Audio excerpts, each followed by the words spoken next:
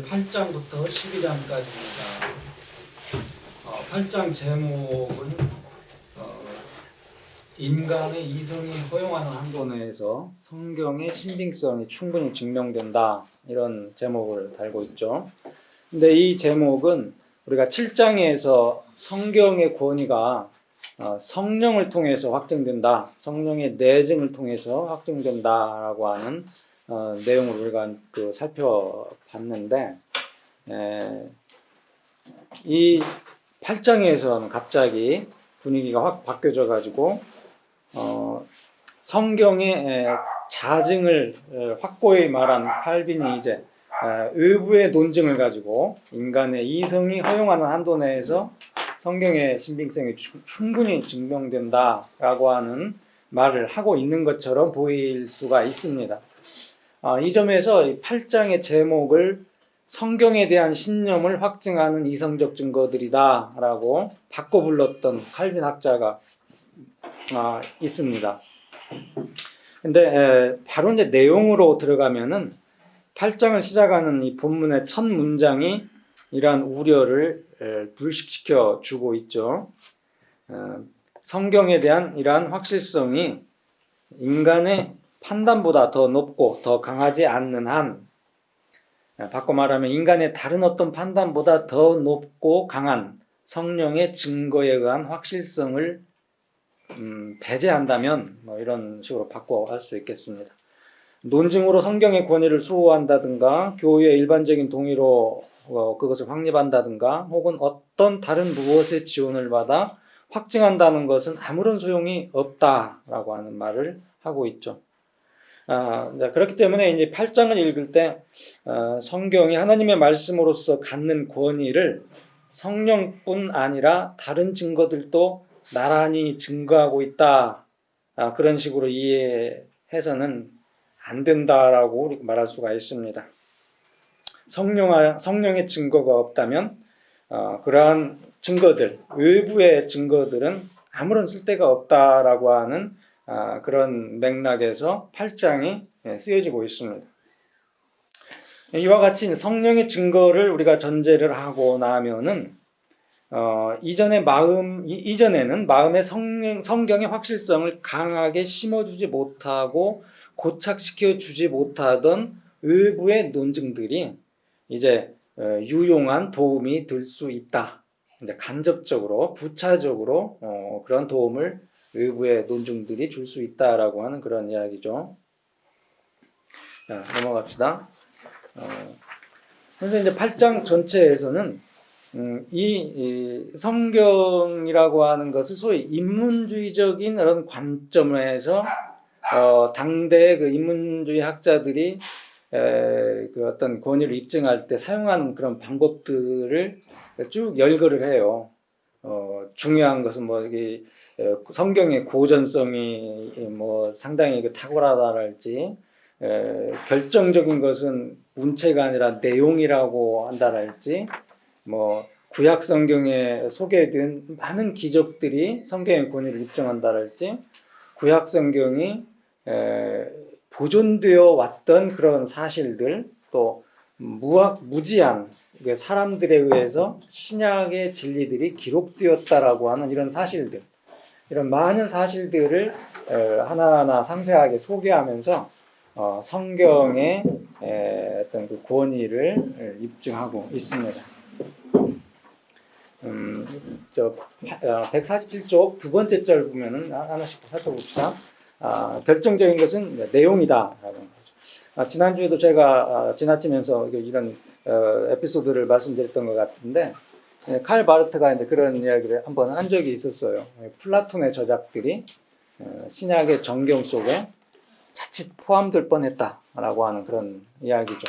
근데 이제 이 성경이 자증하기 때문에, 성경이 스스로 하나님의 말씀임을 입증하는 성령을 통해서 그러한 어떤 그 과정을 통해서 이게 제외될 수 있었다라고 하는 그런 내용이죠. 그러니까 이제 이 성경이라고 하는 것이 그 147쪽 보면은 아주 그 거칠고 어떤 문체의 그 소박함을 우리가 읽어낼 수 있는 그런 문서들이 있다라고 하는 거예요.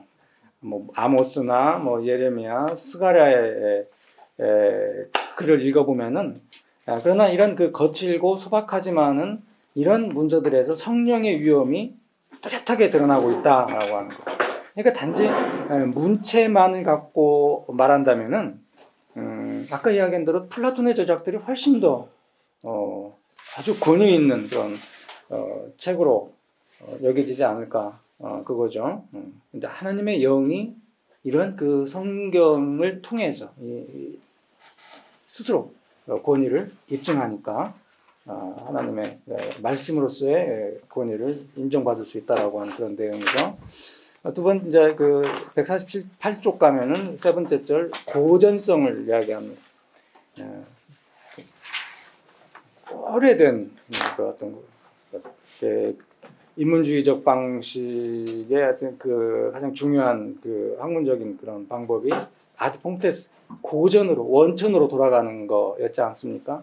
처럼 성경이 그와 같이 오래전에 쓰여졌다라고 하는 사실을 간단하게 언급하고 있습니다. 그 다음에 이제 네 번째 절은 성경의 진실성이다. 여기서는 뭔가 이렇게 자기에게 부끄러움이 드는 그런 사실들, 자기 조상의 수치마저도 가감 없이 기록하고 있다라고 하는 거죠. 이게 그 성경의 어떤 그 진실성을 입증하는데 그 중요한 그런 또 하나의 사례로 칼빈이 끌어오고 있습니다. 다섯 번째 절은 이적. 이적은 또 하나님의 사자의 권위를 강화시킨다라고 한 거, 그건 참조하기 바랍니다. 6절 모세의 이적은 논란의 여지가 없다는 거. 7절 예언은 인간의 기대와 다르게 성취되고, 8절 하나님은 예언의 말씀들을 확증하셨고, 9절은 또 율법이 어떻게 전승되었는지. 자, 10절 봅시다. 하나님은 율법과 예언자를 이적적으로 보존하셨다라고 하는 내용입니다. 156쪽으로 넘어가면은 마지막 페이지 한번 봅시다. 156쪽 마지막 페이지. 율법서와 예언서에 포함되어 있는 구원의 교리, 곧 그리스도께서 때가 되면 오시리라 하신 그 교리를 하나님께서는 누구를 통해 보존했는가? 그것은 바로 그리스도의 최대의 숙적인 유대인들, 곧 어거스틴이 기독교회의 서적상이라고 적절히 칭한 바로 그 유대인들을 통해서였다라고 하는 상당히 재미난 표현을 쓰고 있습니다. 그 구약이 보존되어 왔던 거, 또 이런 그 어떤 그 과정을 여기서 아주 이런 그 간명한 어떤 표현을 통해서 적절하게 이야기하고 있는 것 같습니다. 자, 11절 신약 성경의 단순성과 천적 특성 및 그 권위는 뭘 이야기하냐면은 이 신약 성서를 기록한 분들이 바울과 같이 이렇게 탁월한 어떤 그 지식인 학자도 있는가 하면은 베드로 또 요한 이런 사람들은 고깃배를 탔던 사람들 아닙니까? 일자 무식한 그런 사람들이었다는 거죠. 한결같이 소박하고 무식한 사람들이었고, 그래서 그들이 다른 사람들에게 전할 수 있었던 것은 어느 하나도 이 세상 학교에서 배운 것이 아니었다라고 하는 거죠. 물론 이제 바울도 예수 그리스도를 다메섹 도상에서 만나기 전에는 용서받을 수 없는 잔인하고 살기등등한 원수였으나 회심하여 새 사람이 되었다. 갑작스럽고 뜻하지 않았던 이 변화, 이것은 하나님의 강권적 힘에 의해서 그가 지난날 반대하던 교리를 변호하게 되었다라고 하는 것을 보여주고 있다라고 하는 거죠. 자, 그 다음에 이제 13절로 넘어가면은 순교자들은 성경의 교리를 위해 목숨을 바쳤다, 그런 내용의 이야기를 하고 있습니다. 근데 바로 이 마지막 절에서 칼빈은 처음 진술로 돌아갑니다. 마지막 세 줄 정도 봅시다. 그러나 성부께서 자신의 위엄을 성경에 나타내시고 성경의 존귀성을 모든 논쟁의 영역에서 지키시지 않는 한 그들 스스로 견고한 신앙을 마련하기에는 충분치 못한 것이다. 그러므로 성경의 확실성이 성령의 내적 확신 위에 세워질 때에만 비로소 성경은 하나님의 구원하는 지식을 궁극적으로 일으킬 수 있게 된다. 실로 성경을 확증하려는 인간적인 증거는 그 주요하고 우선적인 증거에 대하여 제2차적인 보호자의 역할만 한다면 결코 무익하지는 않을 것이다. 그러나 불신자에게 논증을 통해라고 하는 말이 빠졌습니다. 삽입하기 바랍니다. 불신자에게 논증을 통해 성경이 하나님의 말씀이라고 증거하려는 자들은 매우 어리석은 일을 하고 있는 거다. 왜냐하면 믿음이 아니고는 이를 알지 못하기 때문이다. 성령이 신앙을 주시는 그 순간에 성서의 권위는 인정된다라고 하는 이야기를 지금 8장의 마무리 말로 칼빈이 하고 있습니다.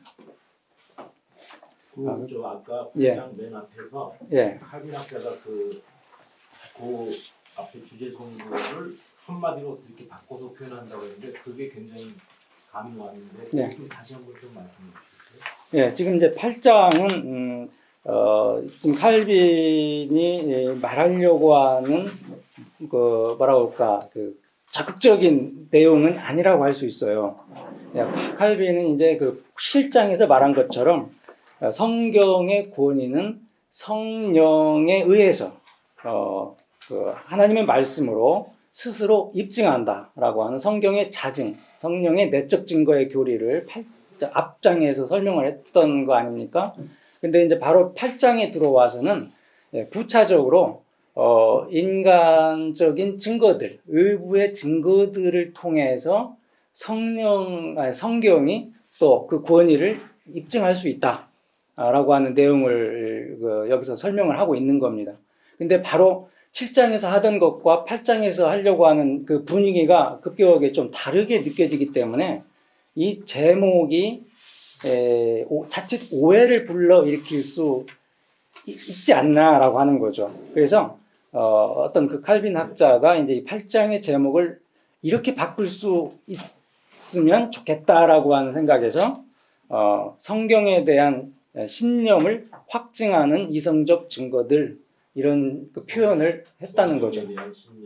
성경에 대한 신념을 확증하는 이성적 증거들.